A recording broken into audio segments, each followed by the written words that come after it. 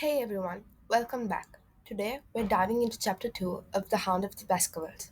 I'll be reading it out loud so you can listen, study, or follow along with your own book. Settle in, relax, and let's get into it. Chapter 2 The Curse of the Baskervilles. I have in my pocket a manuscript, said Dr. James Mortimer. I observed it as you entered the room, said Holmes.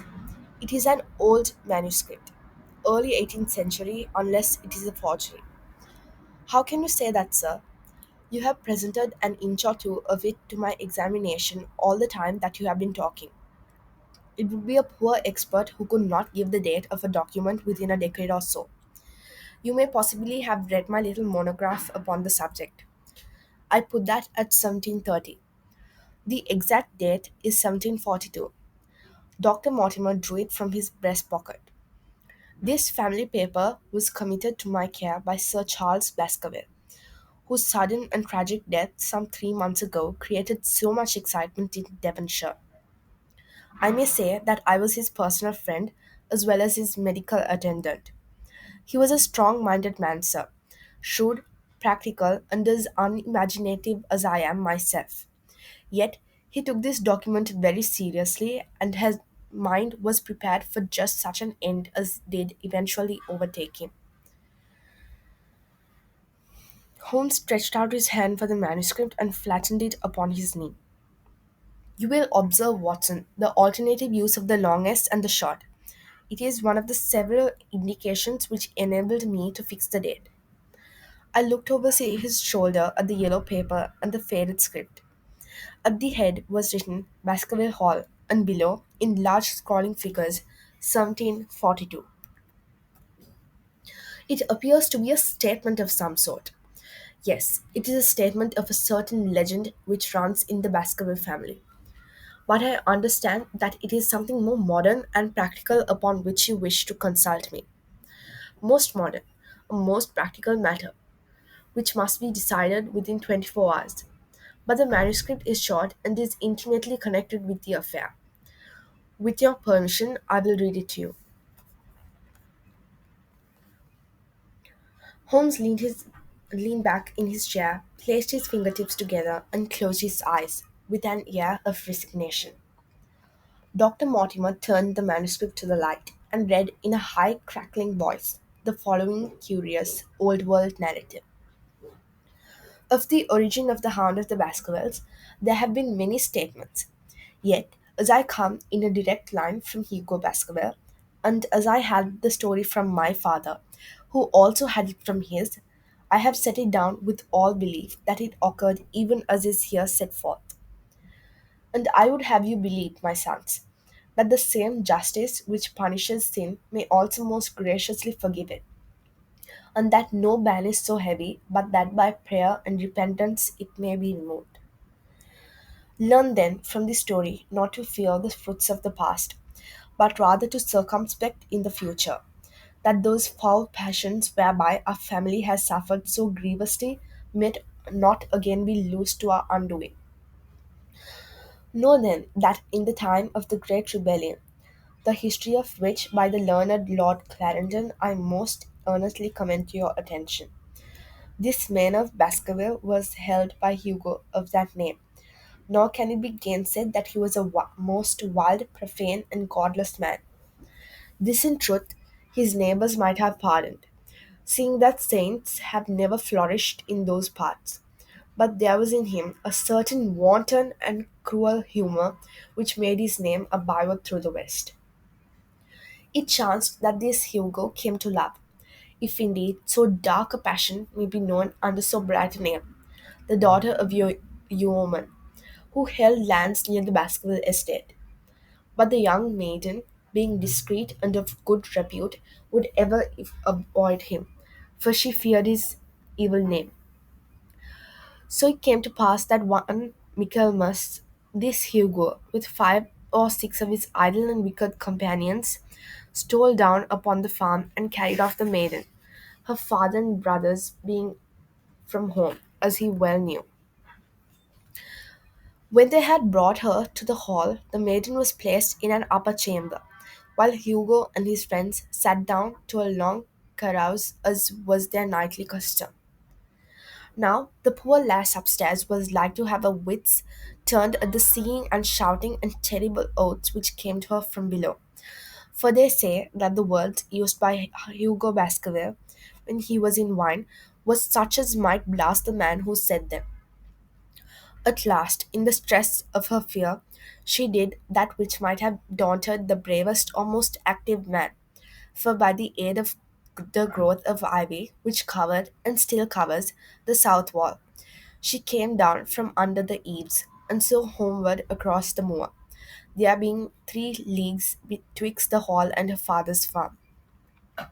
It chanced that some time little later, Hugo left his guests to carry food and drink, with other worse things perchance, to his captive, and so found the cage empty and the bird escaped. Then, as it would seem, he became as one that hath a devil. For rushing down the stairs into the dining hall, he sprang upon the great table, flagons and trenchers flying before him, and he cried aloud before all the company that he would that very night render his body and soul to the powers of evil, if he might but overtake the wench. And while the revellers stood aghast at the fury of the man, one more wicked, or it may be more drunken than the rest, cried out loud that they should put the hounds upon her. Whereat Hugo ran from the house, crying to his grooms that they should saddle his mare and unkennel the pack, and giving the hounds a kerchief of the maids, he swung them to the line, and so awful cry in the moonlight over the moor. Now, for some space, the revellers stood agape, unable to understand all that had been done in such haste.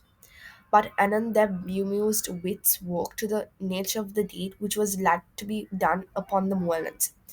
Everything was now in an uproar, some calling for their pistols, some for their horses, and some for another flask of wine. But at length some sense came back to their crazed minds, and the whole of them, 13 in number, took horse and started in pursuit. The moon shone clear above them, and they rode swiftly abreast, taking that course which the maid must needs have taken if she were to reach her own home. They had gone a mile or two when they passed one of the night shepherds upon the moorlands, and they cried to him to know if he had seen the hunt. And the man, as the story goes, was so crazed with fear that he could scarce speak. But at last he said that he had indeed seen the unhappy maiden, which the hounds upon her track. But I have seen more than that, said he. For Hugo Baskerville passed me upon his black mare, and there ran mute behind him such a hound of hell should as God forbid should ever be at my heels. So the drunken squires cursed the shepherd and rode onwards. But soon their skins turned cold, for there came a sound of galloping across the moor, and the black mare, dabbled with white froth, went past with trailing bridle and empty saddle. Then the revellers rode close together, for a great fear was on them, but they still followed over the moor, though each, had he been alone, would have been right glad to have turned his horse's head. Riding slowly in this fashion, they came at last upon the hounds. These, though known for their valor and their breed, were whimpering in a cluster at the head of a deep dip, or goyle as we call it, upon the moor, some slinking away, and some, with starting hackles and staring eyes, gazing down the narrow valley before them. The company had come to a halt, more sober men, as you may guess, than when they were started. The most of them would by no means advance, but 3 of them, the boldest, or it may be the most drunken, rode forward down the goyle. Now it opened into a broad space in which stood 2 of those great stones, still to be seen there, which was set by certain forgotten people in the days of old. The moon was shining bright upon the clearing, and there in the centre lay the unhappy maid, where she had fallen, dead of fear and of fatigue. But it was not the sight of a body, Nor yet was it that of the body of Hugo Baskerville lying near her, which raised the hair upon the heads of these three daredevil roisterers. But it was that, standing over Hugo and plucking at his throat, there stood a foul thing, a great black beast, shaped like a hound, yet larger than any hound that ever mortal eye has rested upon. And even as they looked, the thing tore the throat out of Hugo Baskerville, and on which, as it turned its blazing eyes and dripping jaws upon them, the three shrieked with fear and rode for dear life, still screaming across the moor. One, it is said, died that very night of what he had seen, and the other twain were but broken men for the rest of their days. Such is the tale, my sons, of the coming of the hound which is said to have plagued the family so sorely ever since. If I have set it down, it is because that which is clearly known hath less terror than that which is but hinted at and guessed. Nor can it be denied that many of the family have been unhappy in their deaths, which have been sudden, bloody, and mysterious. Yet may we shelter ourselves in the infinite goodness of Providence, which would not forever punish the innocent beyond that third or fourth generation which is threatened in Holy Writ. To that Providence, my sons, I hereby commend you, and I counsel you, by way of caution, to forbear from crossing the moor in those dark hours when the powers of evil are exalted. This from Hugo Baskerville to his sons Roger and John, with instructions that they say nothing thereof to their sister Elizabeth. When Dr. Mortimer had finished reading this singular narrative, he pushed his spectacles up on his forehead and stared across at Mr. Sherlock Holmes. The latter yawned and tossed the end of his cigarette into the fire. Well, said he, do you find it interesting? To a collector of fairy tales. Dr. Mortimer drew a folded newspaper out of his pocket. Now, Mr. Holmes, we will give you something a little more recent. This is the Devon County Chronicle of June 14th of this year.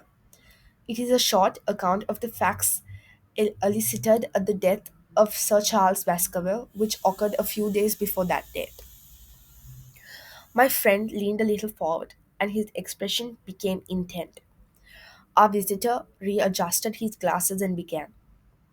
The recent sudden death of Sir Charles Baskerville, whose name has been mentioned as the probable Liberal candidate for Mid Devon as the next election, has cast a gloom over the county.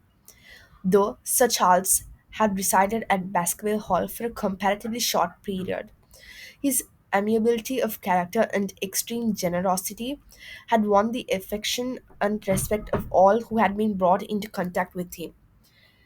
In these days of novel riches, it is refreshing to find a case where the son of an old county family, which has fallen upon evil days, is able to make his own fortune and to bring it back with him to restore the fallen grandeur of his line.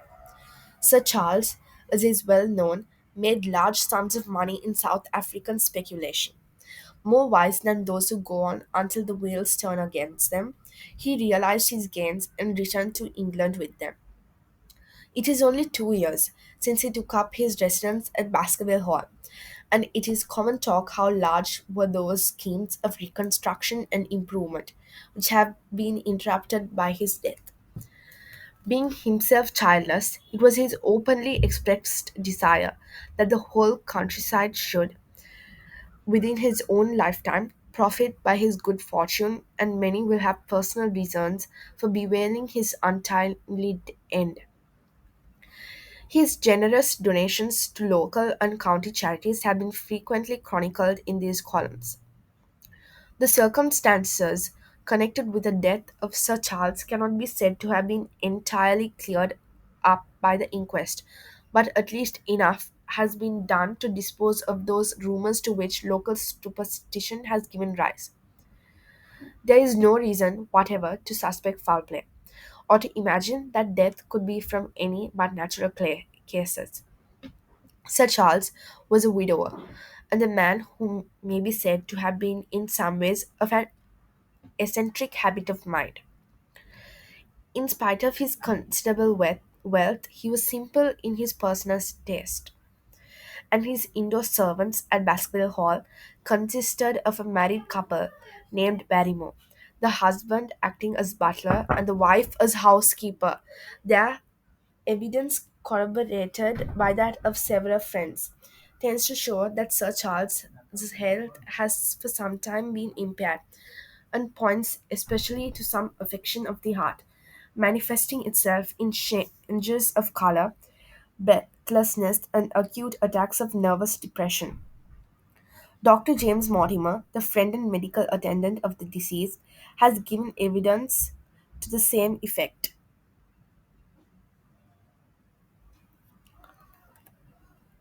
The facts of the case are simple. Sir Charles Baskerville was in the habit every night before going to bed of walking down the famous yew alley of Baskerville Hall.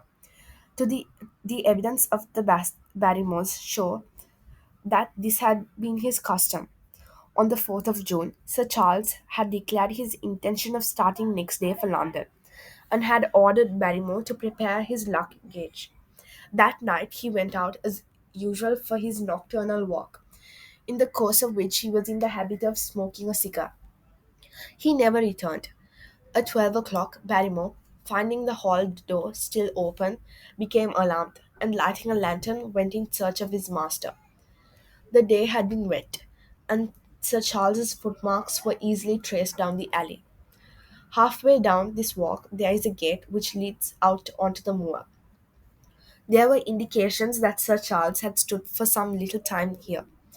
He then proceeded down the alley, and it was at the far end of it that his body was discovered.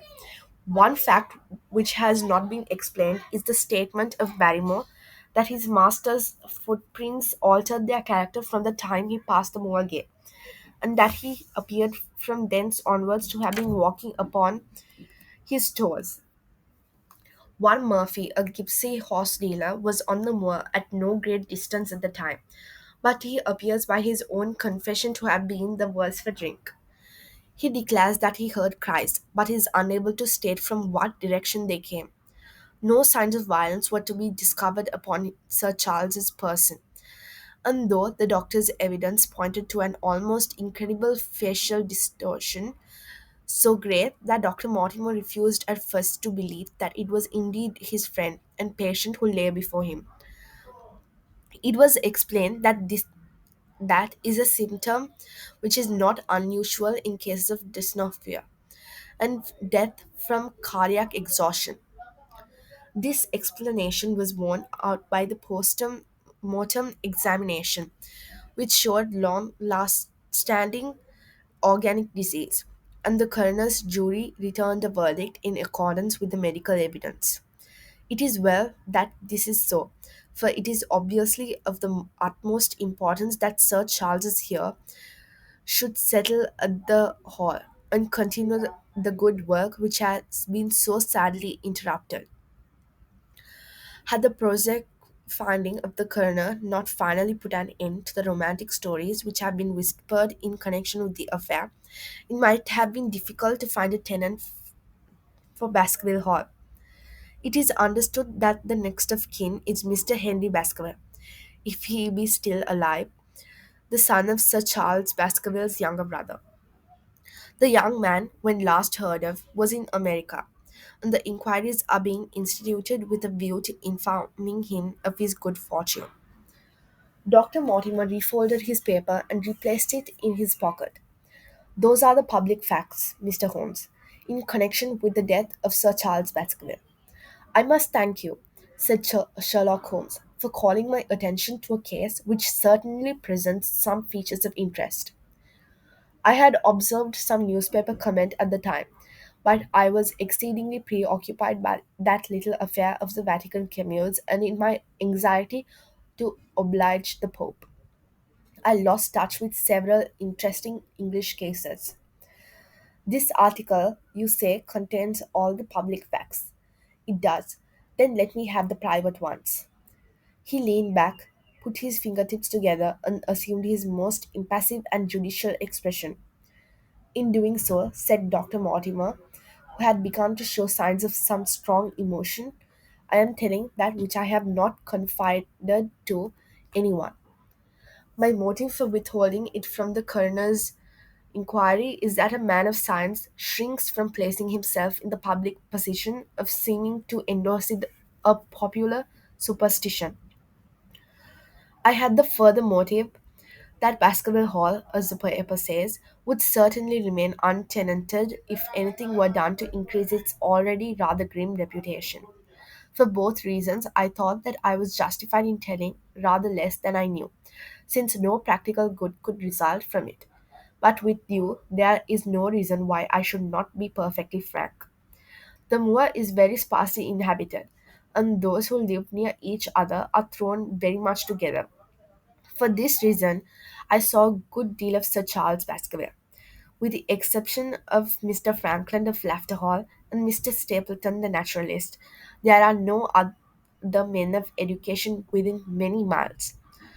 Sir Charles was a retiring man, but the chance of his illness brought us together, and the community of interest in science kept us so. He had brought back much scientific information from South Africa, and many a charming evening we have spent together discussing the comparative anatomy of Bushman and the Hottentot. Within the last few months, it became increasingly plain to me that Sir Charles's nervous system was strained to breaking point. He had taken this legend, which I have read you, exceedingly to heart, so much so that although he would walk in his own grounds, nothing would induce him to go out upon the moor at night. Incredible as it may appear to you, Mr. Holmes, he was honestly convinced that a dreadful fate overhung his family, and certainly the records which he was able to give of his ancestors were not encouraging. The idea of some ghastly presence constantly haunted him, and on more than one occasion he had asked me whether I had, on my medical journeys at night, ever seen any strange creature or heard the baying of a hound. The latter question he put to me several times, and always with a voice which vibrated with excitement. I can well remember driving up to his house in the evening of some 3 weeks before the fatal event. He chanced to be at his hall door. I had descended from my gig and was standing in front of him when I saw his eyes fix themselves over my shoulder and stare past me with an expression of the most dreadful horror. I whisked round and had just time to catch a glimpse of something which I took to be a large black calf passing at the head of the drive. So excited and alarmed was he that I was compelled to go down to the spot where the animal had been and look around for it. It was gone, however, and the incident appeared to make the worst impression upon his mind.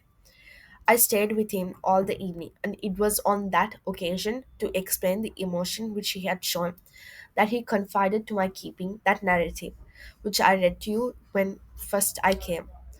I mention this small episode because it assumes some importance in view of the tragedy which followed, but I was convinced at the time that the matter was entirely trivial and that his excitement had no justification. It was at my advice that Sir Charles was about to go to London. His heart was, I knew, affected, and the constant anxiety in which he lived, however chimerical the cause of it might be, was evidently having a serious effect upon his health. I thought that a few months among the distractions of town would send him back a new man. Mr. Stapleton, a mutual friend who was much concerned at his state of health, was of the same opinion. At the last instant came this terrible catastrophe.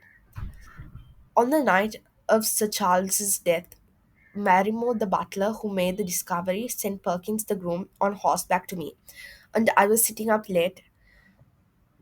I was able to reach Baskerville Hall within an hour of the event. I checked and corroborated all the facts which were mentioned at the inquest. I followed the footsteps down the yew alley. I saw the spot at the moor gate where he seems to have waited. I remarked the change in the shape of the prints of that point. I noted that there were no other footsteps save those of Barrymore on the soft gravel. And finally, I carefully examined the body, which had not been touched until my arrival. Sir Charles lay on his face, his arms out, his fingers dug into the ground, and his features convulsed with some strong emotion to such an extent that I could hardly have sworn to his identity.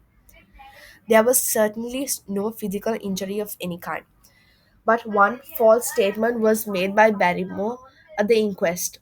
He said that there were no traces upon the ground round the body. He did not observe any, but I did, some little distance off, but fresh and clear. Footprints, footprints, a man's or a woman's. Dr. Mortimer looked strangely at us for an instant, and his voice sank almost to a whisper as he answered, Mr. Holmes, they were the footprints of a gigantic hound. Thanks for listening. That was chapter 2 of The Hound of the Baskervilles. If you want chapter 3 or more read alouds, let me know in the comments. Don't forget to like, subscribe, and stay tuned for the next chapter.